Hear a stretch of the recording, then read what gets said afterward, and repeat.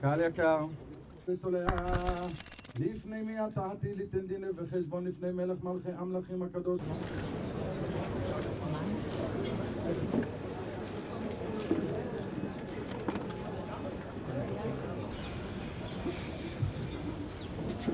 זוכרי קדושתך, שבתנו קבל ושמע צעקתנו, יודע תעלומות. חזרו בשלום, הפצועים שיחלימו, שרק בשורות טובות לעם ישראל.